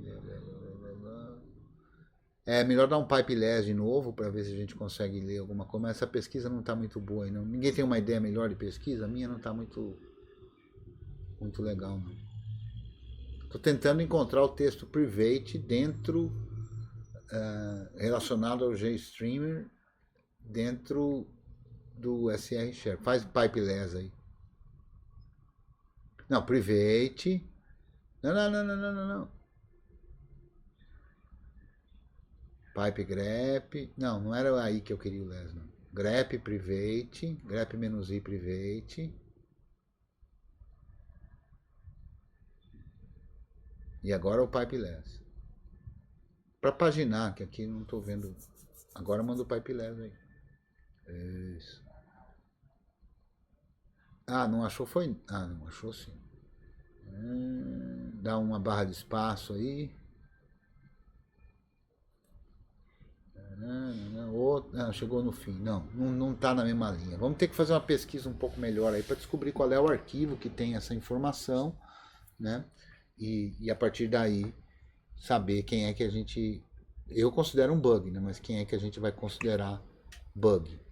Pega palavras-chave e elimina elas, eu acredito, com grep-v. Aí ele vai filtrar só a pesquisa menos o que tu não quer ver. Mas eu não quero ver nada, eu só quero ver o private. Não entendi. Eu não quero ver um monte de coisa, na verdade eu só quero ver tentando encontrar onde é que está a informação relacionada ao GStreamer, mas essa pesquisa não foi boa, né? Tem que estar na lojinha, tá certo? Então tem que estar em alguma coisa de algum pacote do GStreamer, né? Por isso que eu olhei aqueles XMLs lá, aquelas coisas, achando que pudesse estar lá, né? Mas não estava, então eu não sei em que arquivo que tá essa informação, não sei onde é que ele vai buscar essa informação para chegar à conclusão de mostrar pode lá. Está com outro nome, mas está com uma linha de comando buscando isso? Mas tem que estar escrito num arquivo isso, né? Essas informações aí, esse link da Wikipedia para o que é software privativo e tudo mais, tem que estar em algum lugar escrito isso, né? E como é uma informação que não está no apt, né? Não está na base do apt, não está na base dos pacotes, está na lojinha. Então a gente tem que procurar, penso eu, num arquivo que está num dos pacotes usados pela lojinha. Por isso que eu procurei lá o Gnome Software e o Gnome Software Common, né? Que são os dois pacotes que poderiam ter essa informação, né? E eu não achei nenhuma delas, né? Deve estar num desses caras, mas a gente não achou ainda aí. Eu não sei se você olhou esse XML metainfo, esses que eu copiei aqui o link ou não? Não, cheguei a olhar não. Então olha aí. Tem esse USR share metainfo software app data. A gente pode olhar no código fonte também. Deixa eu voltar aqui pro fonte do pacote. Deixa eu voltar aqui pro full screen. Uma outra forma de pegar, que é meio trabalhosa essa aqui, mas vamos fazer, né? Tá aqui o pacote, né? Gnome Software, né? A gente pode vir aqui em Developer Information. Aliás, para ver o copyright, pode ser aqui também na web, né? Põe o nome do pacote, clica aqui, copyright, vai ver exatamente o copyright que como a gente fez lá no GStreamer, né? Mas aqui no Developer Information a gente consegue ver, depois daqui vindo em Browse Source Code, a gente pode ver o código-fonte do pacote, né? Então a gente vai ver tanto a parte que é do pacote, no caso de pacotes que são nativos do Debian, só tem essa informação. Aqui tem o upstream, que é do Gnome, e tem aqui o empacotamento, né? Essa informação deve estar em algum lugar aqui. E se a gente olhar nesse lugar que eu estava olhando aí, que seria aí talvez, não sei, data, aqui, esse XML aqui, vamos ver. A lista compatible projects, updates, e não sei o que. A gente pode procurar por aqui também. Vai ser uma pesquisa meio demorada, né? Assets, vamos ver. Ó, esse é aquele arquivo lá que eu tinha falado, né? Vamos ver aqui. Inkscape. Ctrl F, G. Nem tá aí o GStreamer. Isso aqui é outra coisa. Vamos ter que fazer uma como diríamos, assim, um garimpo aí, né, para encontrar o arquivo para a gente reclamar de quem para o lugar certo, né? Não é isso aqui, não. E é isso aí, Ben. Temos que procurar aí para ver onde é que pode estar esse equívoco aí, né? Esse equívoco pode ser do empacotamento? Pode, eu acho pouco provável, é capaz dele ser realmente do upstream, né? Tem aqui os mantenedores, mas não tem. Isso aqui é do próprio pacote, não dos outros pacotes. Em algum lugar está escrito essa informação. É só um negócio da gente achar ela, cara. É um bom lugar para procurar aqui e achar essa informação, né? O código-fonte. Aliás, vou aproveitar então, vou mostrar isso aqui, né? Eu não vou fazer essa pesquisa mais agora não, que a gente já está com 1h36 aqui, chegando nos nossos limites, né? Mas eu vou mostrar isso numa outra máquina. Deixa eu sair aqui, Ctrl B, D, saindo do teu Ctrl B, D. Não, deixa eu sair do teu temate aqui. Vamos, sair.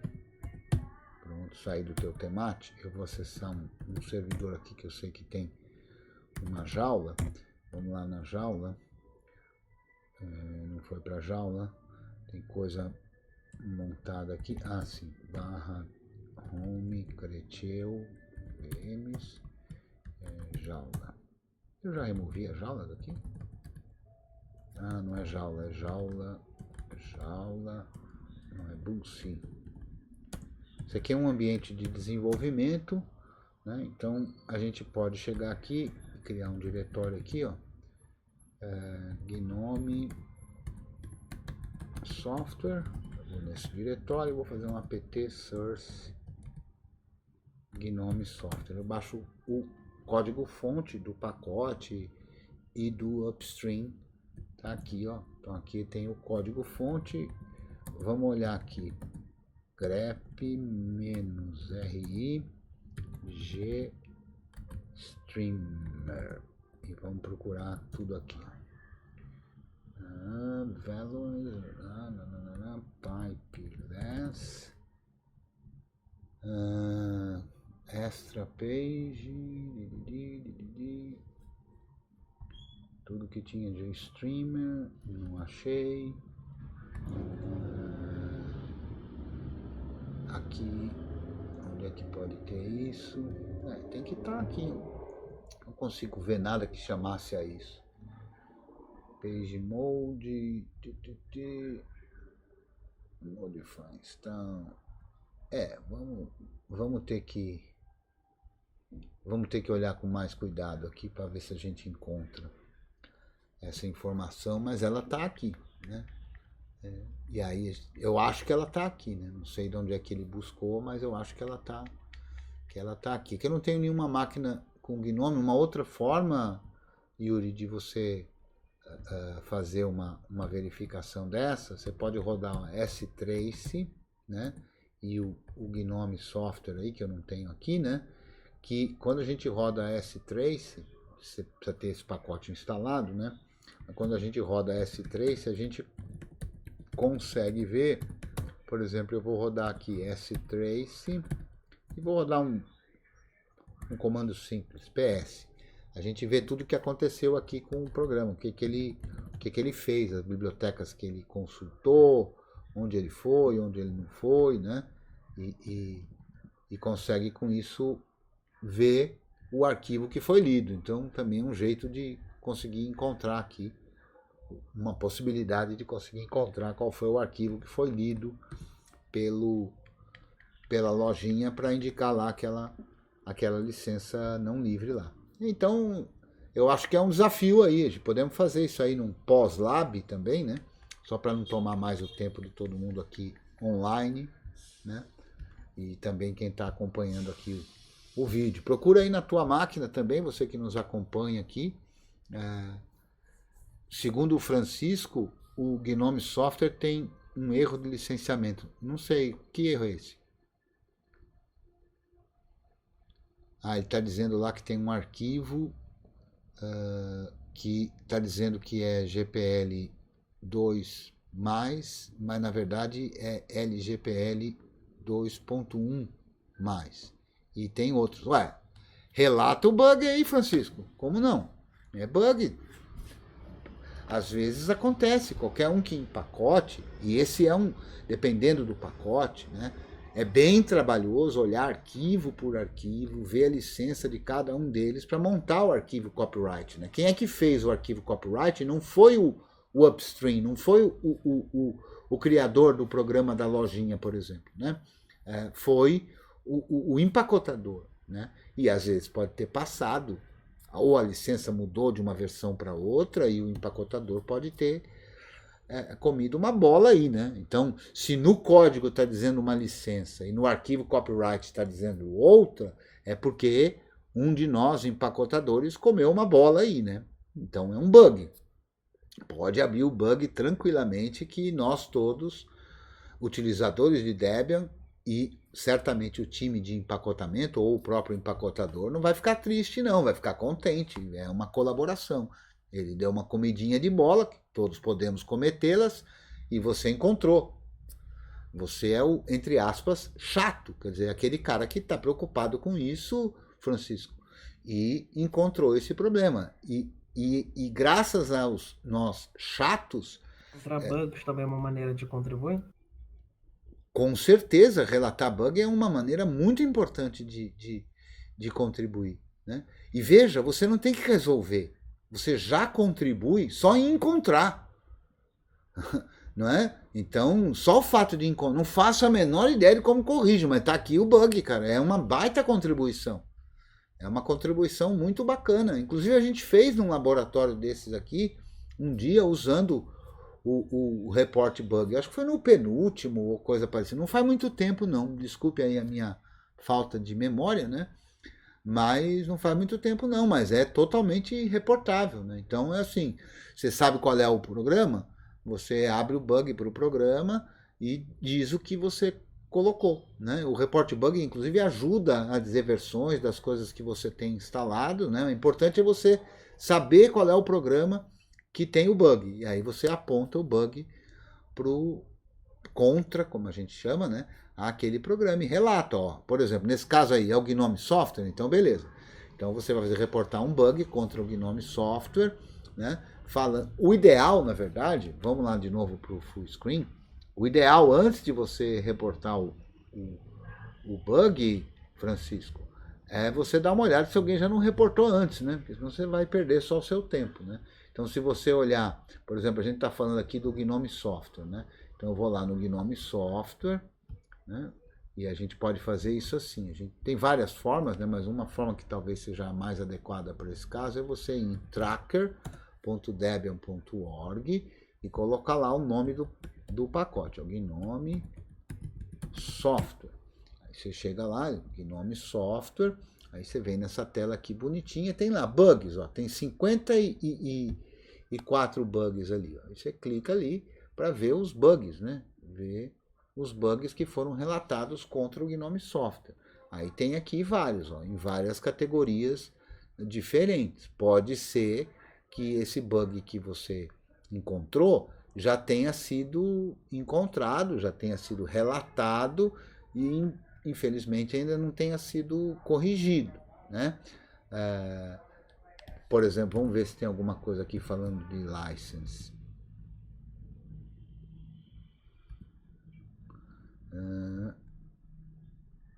Ó, tem um parecido com o erro que o Yuri encontrou, ó, tá vendo? Pacotes com a GPL3 license são ditos como não free. E sobre licença era só esse bug aí que encontrou, né? Então, tem um bug parecido, mas pelo visto o bug que você encontrou não foi relatado ainda. Então, é um ótimo trabalho relatar, né? Tá cheio de bug, né? É claro que um bug desse tipo é um bug que não é do Gnome Software, né? É um bug do empacotamento, né? Porque a responsabilidade de verificar o licenciamento de cada código que é empacotado é de quem empacota, né? E aqui, nesta seção do pacote Gnome Software, se relatam bugs não só sobre o empacotamento, mas tanto sobre o empacotamento como sobre o software em si, né? Então, nesse caso aí, este caso que você relatou, que é um caso de um bug do empacotamento, né? Mas é aqui também que vai ser relatado, e aí o empacotador pode corrigir, né? Na verdade, existe até a possibilidade de você mesmo corrigir e fazer um patch, né? Aí a colaboração, mas aí já exige um pouquinho mais de conhecimento, né? Mas nada do outro mundo também não, né? E a gente pode procurar aqui, por exemplo, se a gente acha GStream aqui, ó, não achou, né? Então ninguém relatou o bug que o Yuri encontrou e pelo visto ninguém relatou o bug que o Francisco encontrou. Então demorou, né? É só vocês aí relatarem o bug que o projeto Debian certamente vai ficar feliz e eu como utilizador vou ficar feliz também. Beleza? Mais alguma parada para a gente tratar hoje? Fala, Guarini, que chegou agora. Pouco, eu não tinha visto. Boa noite. Boa noite. Pô, não temos mais sonoplastia, tá uma esculhambação isso aqui, hein? Opa, agora sim. Não foi combinado, viu? Eu achei que ele estava sem sonoplastia mesmo. Voltamos recente aí, mas estamos de volta. Maravilha, seja bem-vindo. Eu não sei há quanto tempo você está aí, mas chegou bem no finzinho, né?